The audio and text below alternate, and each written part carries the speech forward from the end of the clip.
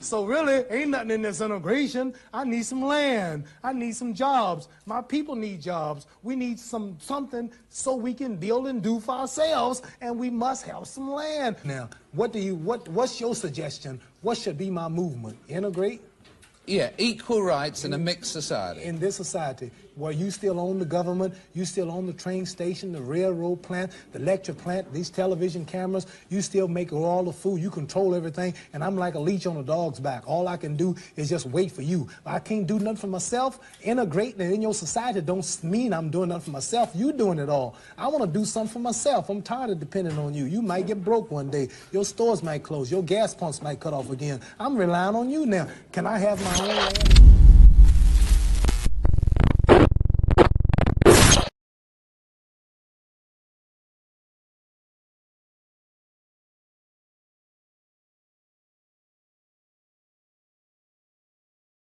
And we are back. This is Brian HRap B. Williams. This is the End of the Bench Media. This is a program called A Few Minutes with HRap, where what I do is discuss things that I believe will help our great-grandchildren's grandchildren have better lives.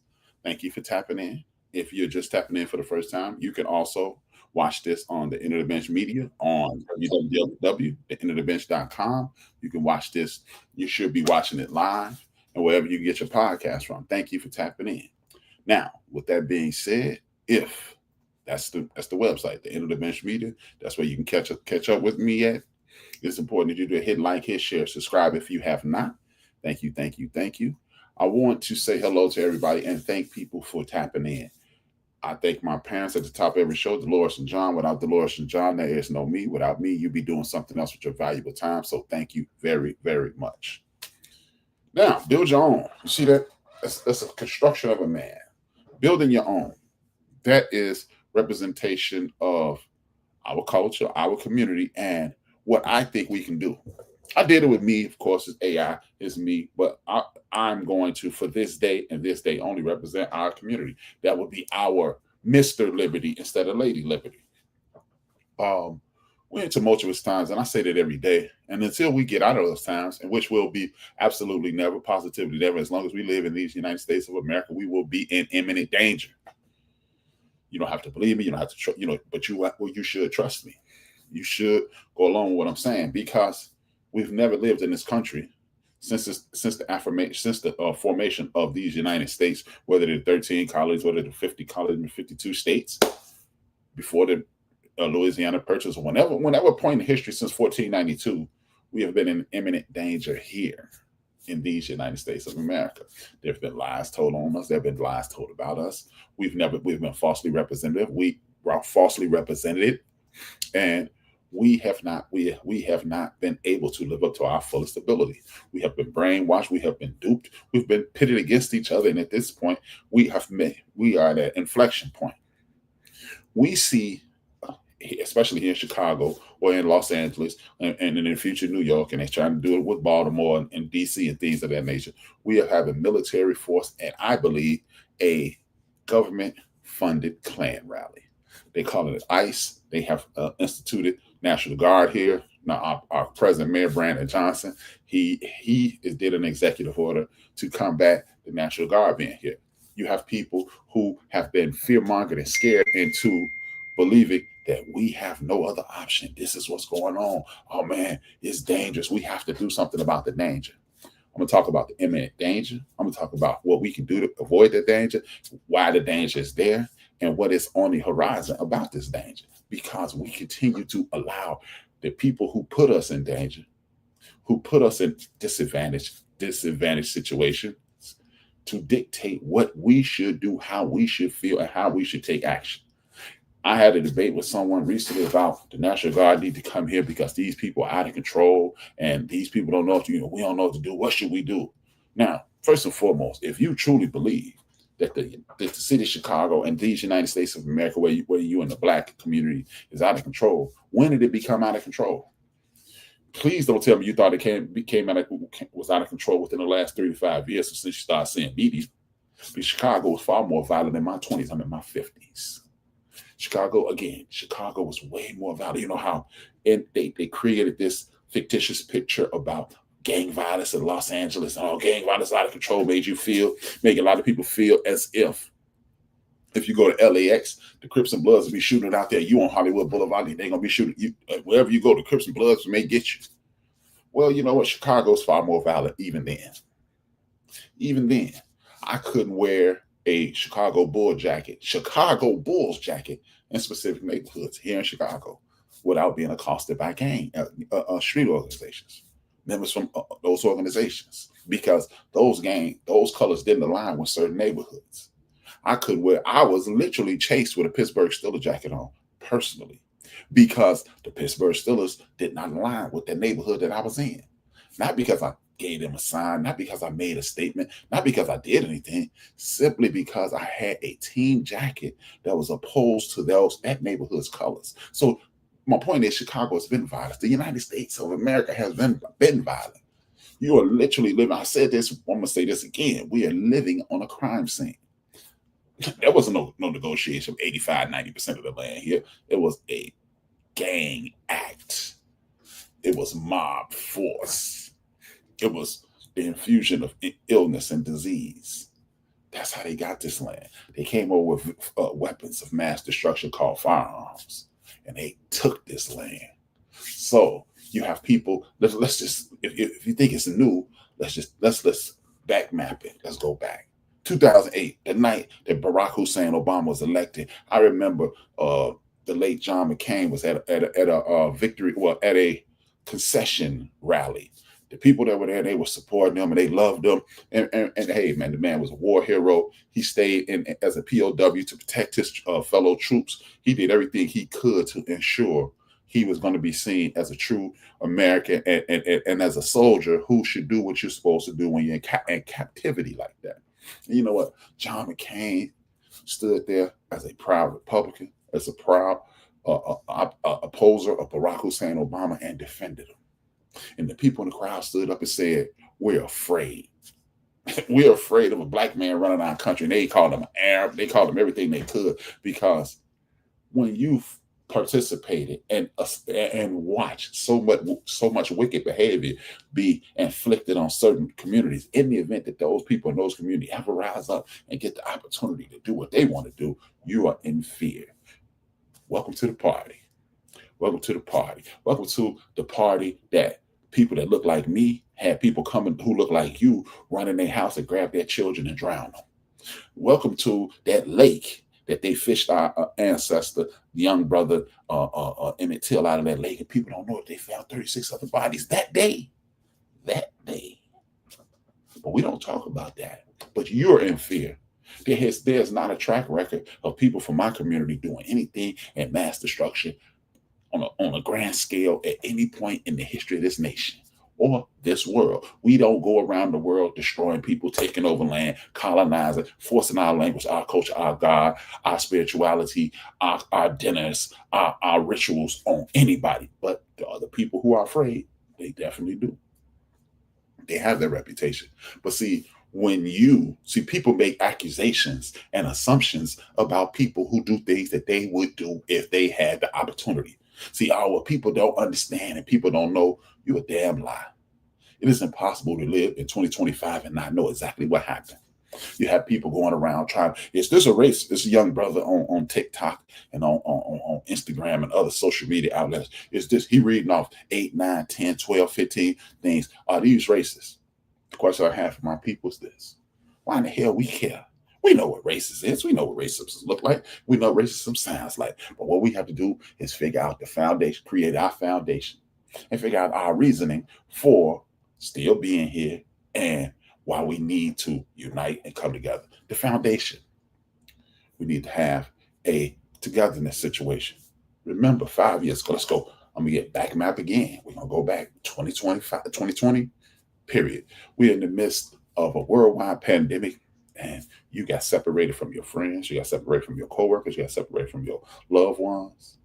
And you felt kind of closed in, and people started getting divorced, and people realized, hey, man, I really don't love this person. Everything either went haywire or you felt, and I even had, I walked up on a panic attack. I wouldn't say I had a full-blown panic attack, but I walked up to it. I looked it in the eye. And I was like, I was able to talk myself out of it. But remember, what became famous and what became more popular? Things like this. StreamYard became popular because you could log on and get 10, 12, 15 of your friends. Y'all could talk. Zoom meetings, that became a thing. The Facebook app, the instant messenger app that you can do video. Me and some of my homeboys, we had 12, 15 people on there laughing, joking because we missed each other. That's the foundation of the community. Togetherness, communal, love, interaction. I keep telling y'all this. The great Kwame Ture introduced me to this terminology, and I'll repeat it to you again. The human being is the only entity on this planet that needs other people to be better. I don't need nobody, man. I'm a loner. You a lie. And if you are a loner and you only spend time alone, you're not the best you can be. Because guess what? You interact with other human beings and they enhance your ability to be the best you can be. Because ignorance is something that comes without a doubt. It comes without a doubt and nobody sees it coming, but it's there. Master Rap, your drink, sir. Thank you, Alfred. Now, the reason you need people around you to be better is because you don't see your flaws. There's an African proverb that says, the eyes see everything but the eyes. That means you can see the whole world, but you don't see yourself. You don't see the mistakes you make. You don't hear the things you say. Like even when I do this, you guys don't hear the mistakes that I make in regards to looking at my notes. But as I'm doing this, I'm actually listening to myself speak, and I go, man, I messed up. Y'all don't see it, but I say I messed up. I should have did this. So that's the foundation. Create a foundation. Now, what is the foundation? You must have love. You must have unity. This will induce strength and a knowledge and wisdom. See, that would be the foundation.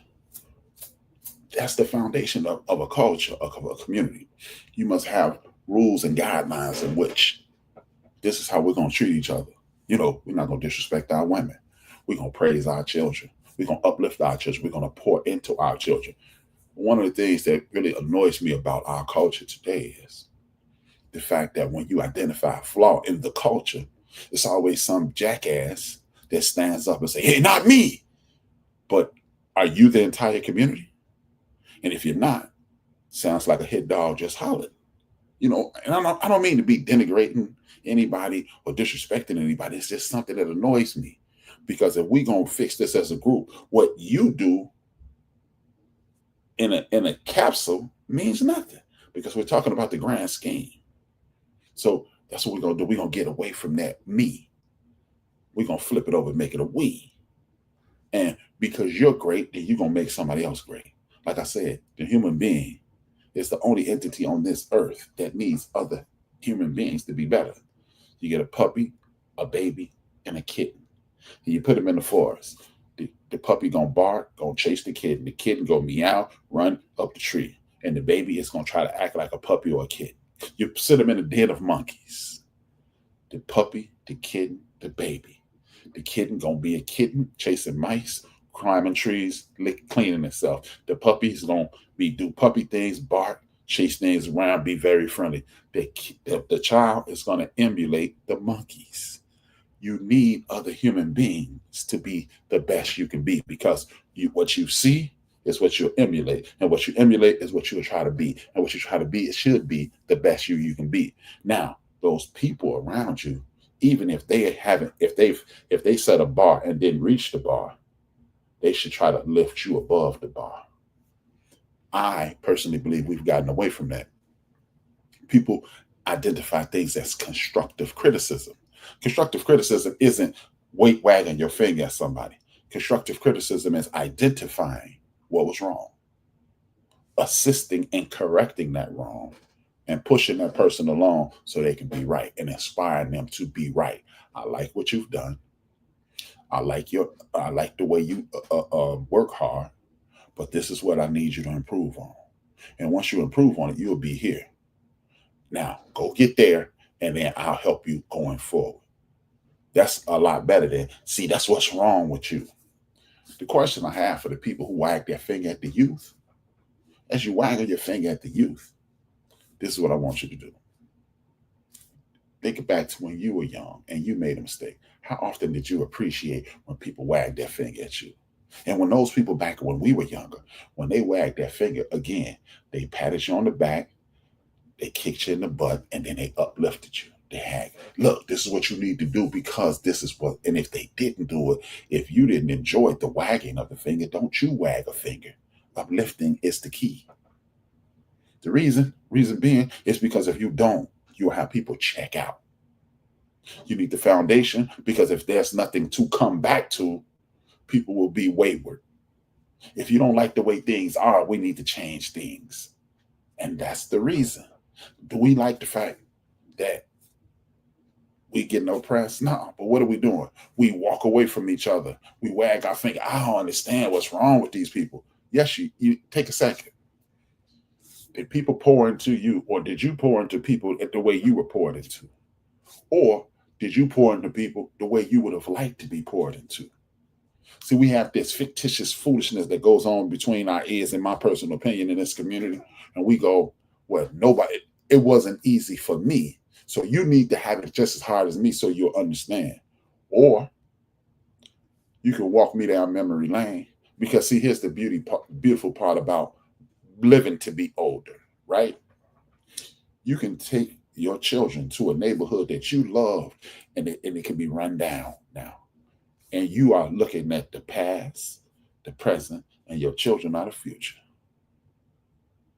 And that's the foundation. That is the reasoning. And that's the only way we will be uplifted.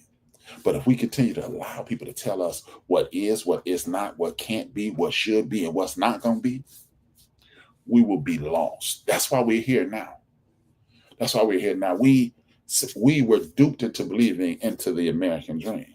And it'll be somebody from outside the culture to see this. Well, you can't say that because we're all in this together. We're not all in this together. And you can stop that damn lie now. Because if we were all in this together, ICE wouldn't be in my town. If you weren't in this together, the National Guard wouldn't be in our town. If we were all in this together, we wouldn't have Boo Boo the Fool running the country right now. If we were all in this together, the people in the House of Representatives, people in the Congress wouldn't allow the things that are being happening right now. Because they will say, you know what? We can't do this. Get him up out of here. But nobody's doing that. That means the majority of the people who are running this country they are diametrically opposed to your joy, your happiness, your peace, and anything that comes along with that. Don't agree, I understand. It's easy to disagree with me, and then you go, hey, man, but see, you got to understand. No, I don't have to understand, because if America was my house and we had 15 children there, if 10 of the children mobbed against 5 of the children, and if I'm in authority, it's my point to step in and say, no, you will not mistreat these children. If you don't understand what I'm saying, or if you doubt what I'm saying, I've been experienced. Again, I'm speaking from life experience. I was in a fight against 2 cousins, and they jumped me, and they had one of their friends help them. And I was holding my own in this fight. Their uncle ran over to the fight, stopped the fight, and said, hey, wait a minute. Y'all go fight them one-on-one, but y'all not going to jump them. That's when we're in something together. That's when we're communal. That's when we're a country. That's when we're a culture. He stopped his nephews, his blood nephews, his sister's children from fighting me and one of their friends because he saw wrong being done. And we have been living under the Emancipation Proclamation, the 14th Amendment, the 15th Amendment, for 162 years now. And we still have the exact same problems that we had 163 years ago. The discrimination has never stopped. The oppression has never stopped. The fight has never stopped. The constant attacks on our lives has never stopped.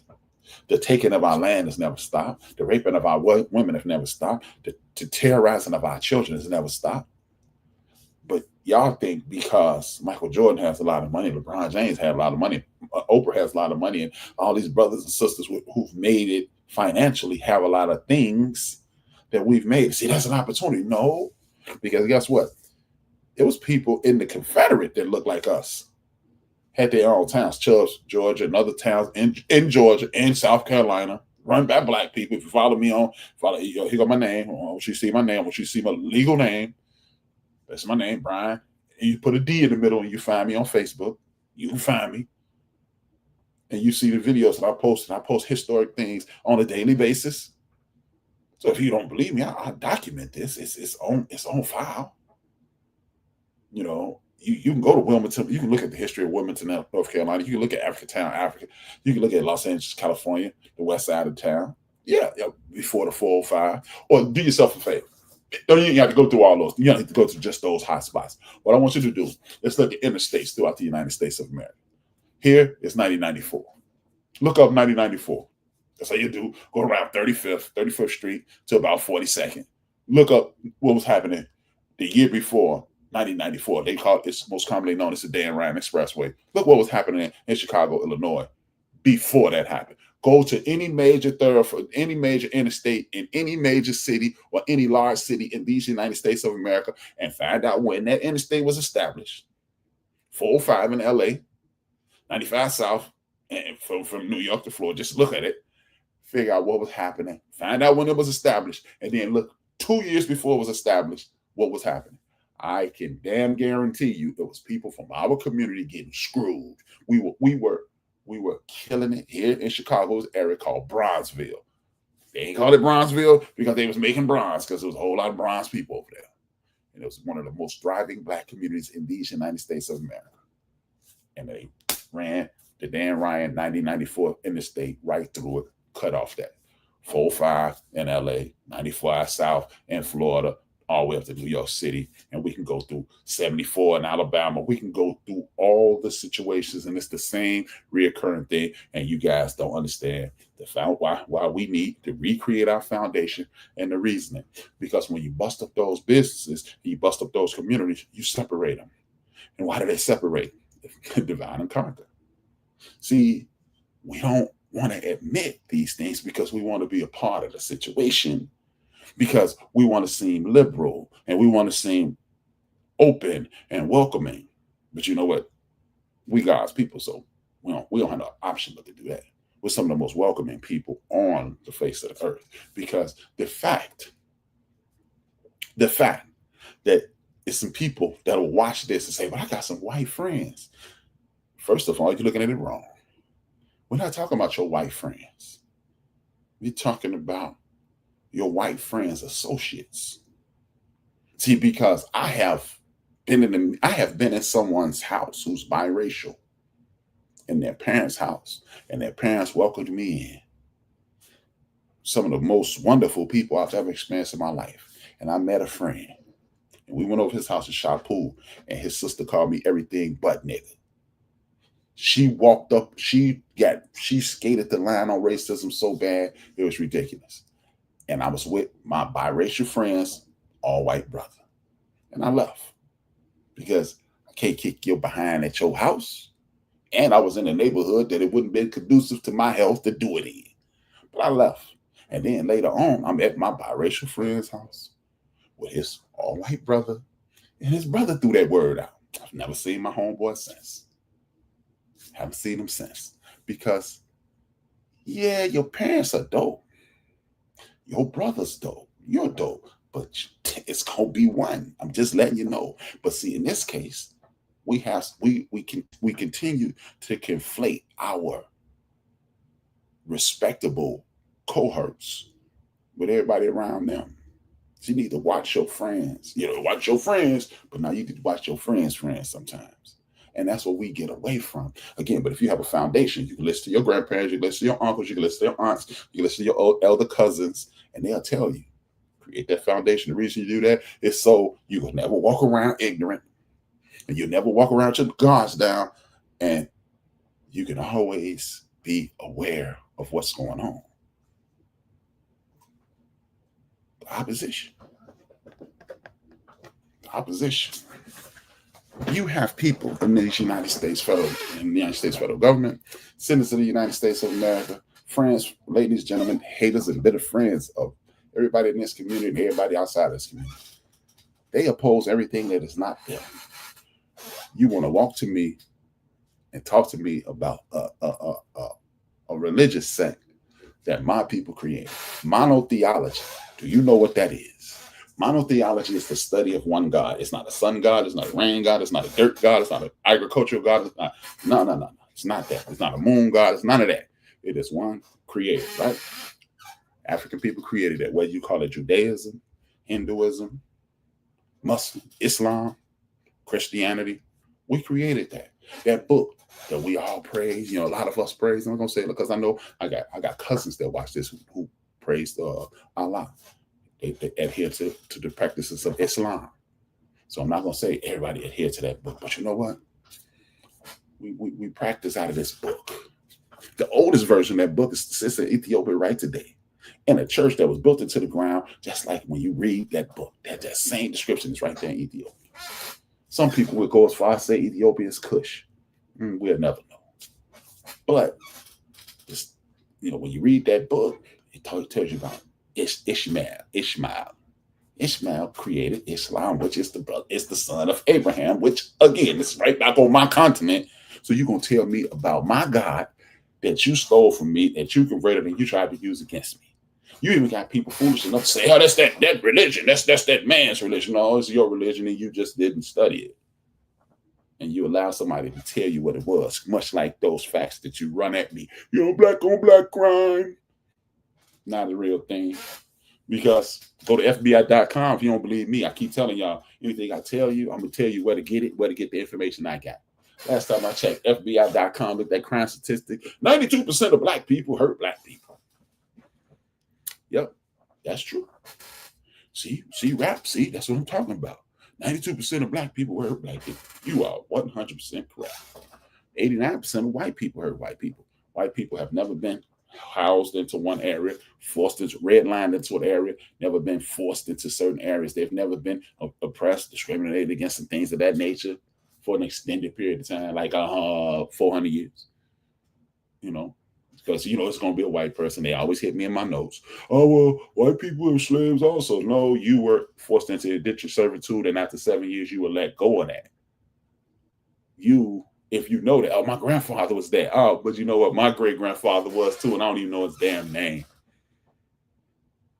If you can take your family back to the old country, miss me with your situation. And again, I'm not here for the pain and anguish Olympics.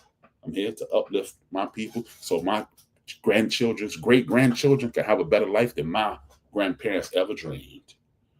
Again, my grandchildren's, yours as well, great-grandchildren's grandchildren have a better life than we ever thought. And the only way we can do that is identify our opposition.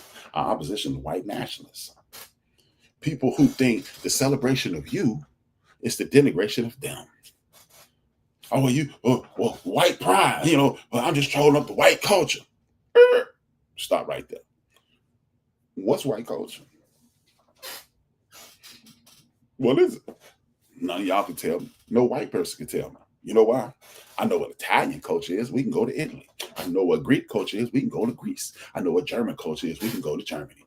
I can go with Irish culture. I can go with Anglo culture in England. I can go to a Polish culture, so forth and so on, Spanish, Portuguese. I can go there. Now, what's white culture? The response, what rap they could say, well, what's black culture?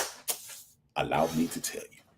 Black culture to the opposition is the uprising and the independence of a community that was stripped and raped and beat down to buck private and still persevered. That's black culture. Resilience is black culture. Creativity is black culture. Stick to it is black culture. Academic excellence is black culture. Musical excellence is black culture. Athletic excellence is black culture. The rhythm is black culture. The singing is black culture. The cooking is black culture. Speaking of the cooking, it's Black History Time on a few minutes with HRap. I'm going to show you some things right now via video. And this is a portion of black culture. Now, to the white guys and the white ladies that's going to watch this, and y'all come at me every time and it knows, oh man, you're a racist. Well, I don't defend myself for being against being a racist. Because if you think I am, then that means you're threatened. If you didn't listen, you just heard the words. You got 2 ears and 1 mouth. It's difficult to talk in here, so shut up. So, like I said, here goes something with my main man, Country Boy, on One Mic History. You see it on the screen. One Mic History. Go to subscribe to that, or do me a favor. Do me a favor and watch the entire video right there, www.theendofthebitch.com. Check me out. And once you check me out, you're going to subscribe to him. And both of us get credit for this, but I want Country Boy to get the credit first and foremost, because Country Boy is putting in work. He's doing great work. I want you to listen. It's way more than rice, sausage, and spices. This dish is a living memory of survival, Black ingenuity, and a cultural fusion that helped shape Louisiana and the American South. Even the name jambalaya possibly has African origins. So join us today while we discuss the history of jambalaya.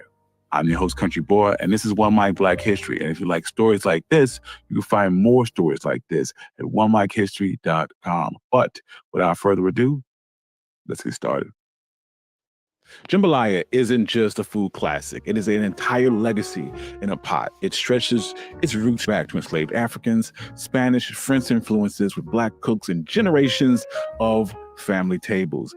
Traditionally, it's made by tossing together meats like sausage, chicken, seafood with veggies, herbs, and spices, and everything goes into one big pot. But as food historian Adrian Miller puts it, African Americans took foods that no one else wanted and made them something delicious. So don't let the simple ingredients fool you. Jambalaya is incredibly versatile. It is whatever you have on hand, whether that's shrimp or crawfish, gator, duck, even wild boar. It's cheap, it's filling, and made to feed a crowd. And it shows up everywhere in Louisiana, from music festivals to tailgate parties to church dinners and backyard cookouts. Today, jambalaya is an icon in Louisiana, and every family has its own spin and its own story to go with it. Now, as you saw, that is Black culture. We take nothing and make it into something. We took the banjo, we created that, and we made country music, country western music. We took the guitar, we took the drums, and we made rock and roll. And we took the horns, and we made jazz. And then we put all that together. We made rock, R&B, and then we made funk. And then we took R&B, we took funk, we took jazz, we took blues, we took country western, we took big band. And we made hip-hop music. See, when we were stripped down to nothing, we ended up with something. That would be Black culture. So when people say, hey, man, what's Black culture? The opposition asks you that, and I'm here to tell you exactly what it is. You don't allow anyone to tell you that what you are and what you are not. See, you got people who are willing to die, willing to starve, willing for their teeth to fall out, willing to die of cancer, willing to die of starvation, because for one, they have been inculcated into a system that means if anybody else is even, they are in a lack. That's what we're dealing with. Oh man, not everybody, and I never said everybody because I know you're gonna say that, but I welcome the conversation. I'm gonna get it. I get it every time. But I want you to understand the people who are opposed, diametrically opposed to us, who are putting on brand new boots to put on our neck, the people who are initiating these ICE, initiating the National Guard. And please, let me pause right there on the National Guard. The National Guard is here in my city, Chicago, right now. They've duped y'all into believing that this is a war zone and everybody in it is chaotic, and all we have is chaos and mass confusion here in my city. Even if that's the case, bringing in the National Guard does not help anything. You're going to bring in, do y'all understand what the military forces are designed to do? Military in these United States of America they are on seek and destroy missions. The Marines, as to quote the Marines, we are lean, mean, killing machines. The Army, killers. The Navy, they are aqua killers. The Air Force, killing they are not negotiating. So if you think the opposition is about military force into my towns to quarrel the beef, okay, explain to me this. I'm 5'10". I'm 265 pounds. I'm an older gentleman, but what's stopping them from assuming that I'm the dude who robbed, killed, steal? Because we all look alike. And if you don't get a real good look at me, maybe you don't see the gray, because you're not really looking for the gray. You're looking for opposition. If you don't believe me, go to Afghanistan, go watch Black Hawks Down, Watch the documentary on Netflix about Black Hawks Down, how those people in the Congo had to get it in with those people because they were there to kill. So you're going to bring that group of men and women to my town. And if you think, again, hey man, rap, you over the top, you're hyperbolic, I seen the news, it's not a problem again. If you don't believe me or think I'm overreacting, all I want to know is this. Since when has it been cool to put your hands on a woman? Hey man, you know what? I'm going to give America credit. At least since the O.J. Simpson trial, has not been cool to put your hands on a woman. And then we saw the Ray Rice thing and it really got over the top. Oh my God, how could you hit a woman? I've had conversations with men. We have watched a video of a woman trying to slap a young man and he pushed her down. I mean, you could hit a woman. All of that. And I've been watching these ICE agents here in Chicago and all over the country, in Los Angeles and in DC, pick up Latino women and slam them to the ground. I have not heard one conversation about violence towards women. You know what that means? That means you don't see that woman as a human. Oh man, they shouldn't be here. They shouldn't. I've heard a woman, a jackass of a woman, literally come out and say, they wouldn't mind Jesus being here if he followed the procedures. Now, this person claims that she's an evangelical Christian. So, according to you, your Lord and Savior, Jesus Christ, the dude who died for your sins, God sent him here to help you out. He has to fill out paperwork to be in the United States. So this is what we up against. See, y'all keep conflating your cool white friend, your cool white relative, your cool white significant other with the others. And it's more of them than your friends. And you're going to be people that refute what I say. They dispute what I say. Man, you overreacting. You tripping. I don't understand. You got to just understand. You got to see it the right way. But is it the right way? Is it? Do we have a right way, a wrong way? Or is it the way? The way of the United States of America? I'll make one more point before I go to the next. If I'm looking at this the wrong way, and you know what, I'm not beyond being flawed. If I'm looking at this the wrong way, all I need you to do, have you heard of the Proud Boys? Have you heard of the Skinheads? Have you heard of the Oath Keepers? Have you heard of the Originators? And have you ever heard of the Ku Klux Klan? All those people are identified as hate groups of people in our community. All of them lie. They pray to something. I don't know. They read the Bible and they conflate it and then they make it do what they want it to do. So they justify it with their belief. They have bombed churches. Those groups have bombed churches. Those groups in recent years, as recently as 2016, run over a young white lady and killed her. They have drugged people to death behind trucks. Dennis Byrd. They have done dozens and dozens and dozens of horrendous things. And yet, they are not classified as a terrorist organization. They burn crosses in front of people's houses. They flooding towns. They're burning houses down there, killing families. Again, if you don't understand what I'm saying, I want you to go to Brian D. Williams on Facebook and follow me. And then every day you'll see some Black History. As a matter of fact, see, here's the beauty in Facebook. I'm going to take a nap after this. And while I'm asleep, I have scheduled things every hour of the day to post on Facebook. So I don't be on Facebook that much. I just, at midnight, I go 1, 2, 3, 4, 5, 6, 7, 8, 9, 10, 11, 12. And then while I'm asleep, it's posted. And people are looking and commenting. Yeah. And then I get up and respond. But if those guys are not terrorist groups, how in the entire hell is the dude who people dub me as HRap Brown? Why is he in jail right now? Why is Fred Hampton no longer with us? Why is Martin King no longer with us? Why is Emmett Till no longer with us? Why is Medgar Evans no longer with us? Why is it that I can go, why did Fannie Lou Hamer probably lose about 15 years, maybe 20 years of my life? But some of those guys stomped and beat that woman to the point where she almost died and her life was probably shortened. Why is it that Jasmine Crockett is receiving hate? You get hate mail and death threats on a regular basis. Why is it that Barack Hussein Obama received more death threats than any other president in the history of the country? If they are not a terrorist group, what are they?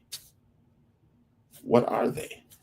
But we get caught up in, I don't want to sound mean. I don't want to sound like that. But hey, man, if it walk like a duck, if it quack like a duck, it ain't a damn ostrich. The benefits.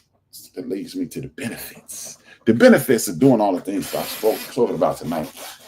Reestablishing unity, creating a code of conduct, interacting with relatives that we may like or dislike. But the point is reestablishing that foundation. And the reason we want to reestablish that foundation is because with that foundation, we can't be stopped. We cannot be stopped.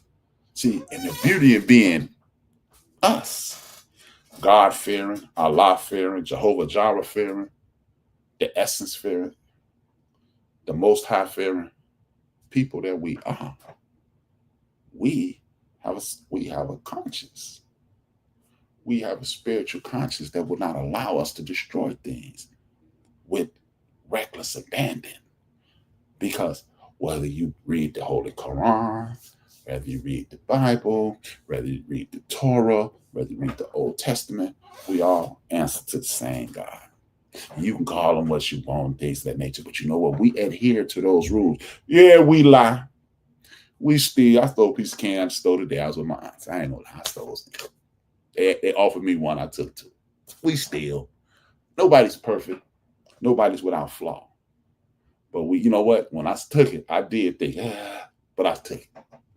And then I jokingly said, forgive me. But yeah, it's going to take a little more than that.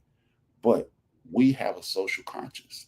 That's why we haven't, the fact that we can walk around every day in these United States of America and not have so much vitriolic anger and boiling upon us and really destroy, kill, and annihilate everybody around us, lets you know that we all believe in that God. So that's why, that's the benefits of working together, because that's going to keep us aligned with the Most High, right?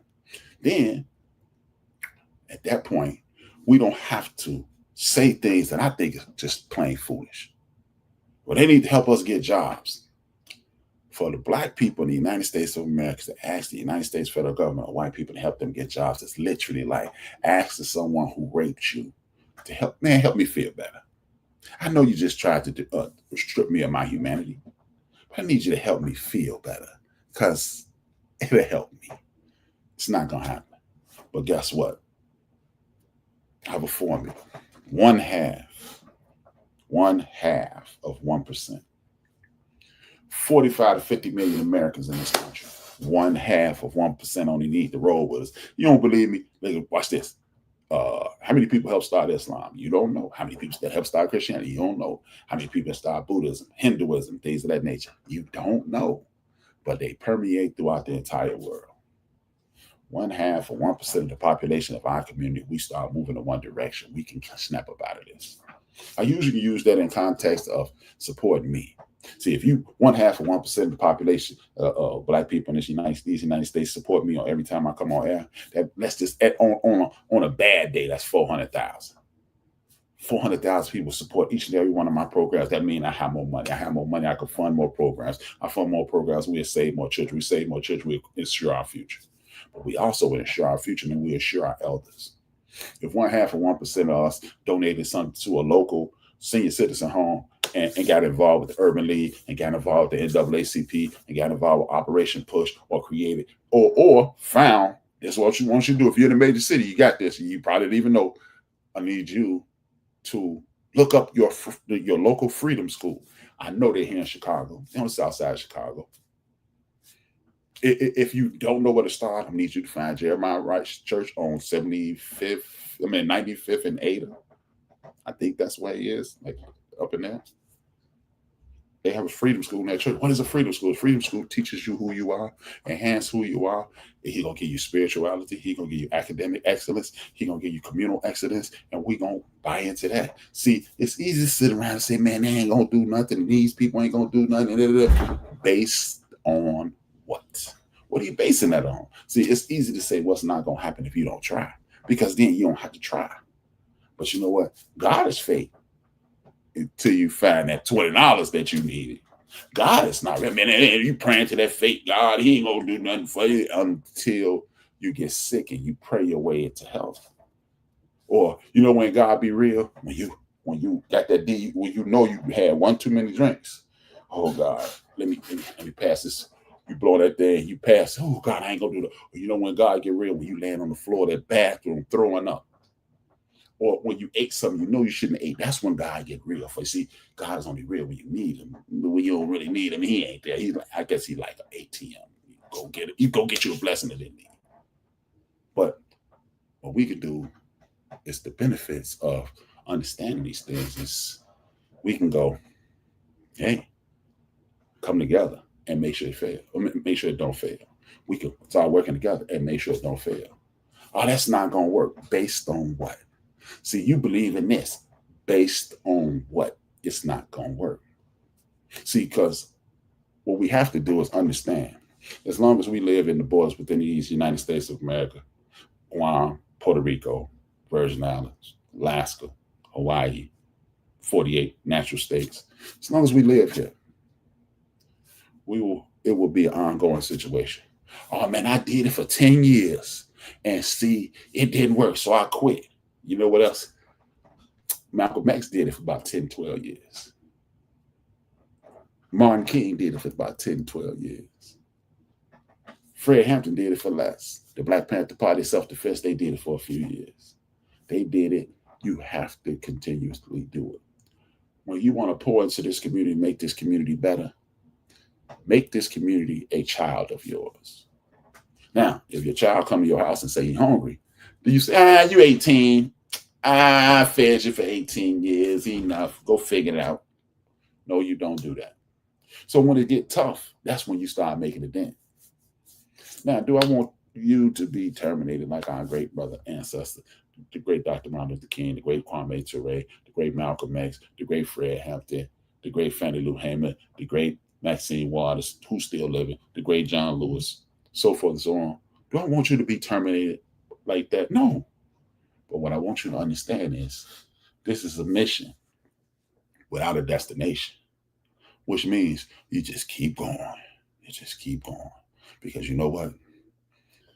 Your children need to understand that they must engage civically in order for the world to be the better place. You must engage civically to make the world a better place. You must do everything you can to do what you have to do to make sure the world is exactly what you want it to be. And it does not take a year. It does not take a decade. It takes a lifetime. Because when you have children and then you're going to help your children raise their children. And if you live it long enough, you're going to help your grandchildren raise their grandchildren, and so on and so on and so on. Some of the greatest memories of your life is dealing with your grandparents, if you had the privilege of having them, or elders. Those people did everything they could to ensure you had the best life possible. So if these YNs and these young people are not doing what you want them to do, maybe because you only played with them or talked to them after they made the mistake. But you know what? I needed you to talk to me in 5th grade and say I was great. 1st grade, say I was great. In 3rd grade, say I was great. In 7th grade, say I was great. And then when I got to freshman year of high school, 14, and all those hormones hit me and I was acting a fool, when I say, hey, you disappointed me, I'll listen. But if you haven't done that, you don't have the right to judge. See, because your grandparents did that with you. And again, I just use points of view that I have reference with. My grandmother talked to me for about 45 minutes, and I had got like 3 Ds. She talked to me for like 45 minutes. I felt like trash because all I ever heard her do was praise me. I was 15, 14 years old, and I got horrible grades. First set of grades I ever got in high school. And she made me feel like the worst thing in the world. I was standing there like, why didn't you just hit me? Because when you pour into somebody and you uplift somebody, and you enrich somebody, and you let them know they've disappointed you, the benefit is they'll react in a positive way. If we haven't done that to young people, then we won't know. Then we move to the next group of people, our peer groups. If only thing you know is what your friends have done wrong or what they should have done, maybe you should have talked to them before they did the wrong. I'll see, my mama taught me. But if your mother taught you or nobody taught them, that don't mean what was going on in your house happened to them. So, but you're not uplifting them. So the benefits, just to hit the recap, the benefits of creating a foundation and having reason behind the foundation is in the future, your great-grandchildren's grandchildren will live a better life. Your friends will be better around you. They will hold you accountable. See, what I see in this community is a lot of people opposing love and benefits of other people. See, anytime you can show up and identify what's wrong with somebody, even though they've done decades of right, but hey, see, remember that time? But what about the 10 years I didn't make the mistake? But that time, that's not going to help that person. That's not going to help that person. That's not beneficial to that person. See, because here's another benefit. When you help that person when they were in first grade, third grade, fifth grade, eighth grade, and in high school, when you are 50, 60, 70, 80, they help you. But if you've not done that, you can't sit around and say, see, these young people, that's what's wrong with them. Now, what's wrong with them is the love that you receive or the love that you did receive that you wish you received, you didn't pour it into somebody else so they wouldn't feel empty like you. That's what went wrong.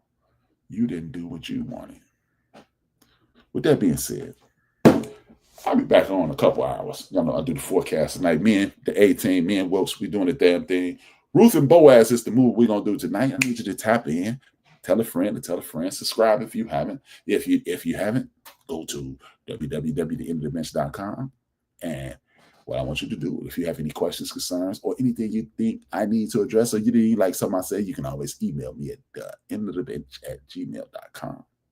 With that being said, I brought back the ending that I used to. People told me that Thomas Shelton, shout out to him. T, I'm back for you. People told me that I need to close out the show like I used to. So I'm going to close out the show out like I used to. 2 fingers, 1 word. I'm HRap B. Watch the end of the show. And we lust for that cheese, we lose sleep, dreams of that cream. We killing our teens, they dying for this American dream. Them government schemes, they turning us to hustlers and fiends. We hustling trees, them politicians smuggling green. Chasing that cheese, got everybody stressed in the streets. Pardon me for speaking freely, let it breathe. Evangelists preach the congregations out of their seats. They writing them checks for tithes, now it's people can't eat. She stripping for change for school, now she giving them brains. She used to that loot, she earning, now she giving them strain. He new to this game, but hungry, so he cooking his cane. He getting that paper, but then they gave him 2 to the brain. It's rules to this game, but hustlers never hustle for fame. The spirit of greed is grimy, so we struggle to change. They put us in chains to take away our African names. But if we submissive and don't resist, then who do we blame? It's all a game, man. These Europeans thinking they claim, and you a victim of their game plan. You thinking they ain't, you thinking they saints. Remember all them niggas they hang? Killed our women and our children, all our leaders is slain. They gave us Obama, but that nigga was hoping for change. But Zimmerman is killing niggas and he free. Shit is crazy, babies having these babies and getting checked. But keep the child from they pop to rip his heart out his chest. Our rappers was leaders and now they in the booth in the dress. Spitting bullshit and making more but giving us less. They taking our sound and changing ours, dumbing it down. They taking our jobs and homes and they shutting us out. They taking our kids because it ain't a man in the house. They locking us down, but soon they gon' be wiping us out. They told our women they was too independent to need a man. They told our brother he was too insignificant to advance. It's all a game, man. These Europeans staking they claim. And you a victim of their game plan. You thinking they ain't, you thinking they saints. Remember all them niggas they hang? Killed our women and our children, all our leaders is slain. It's all a game.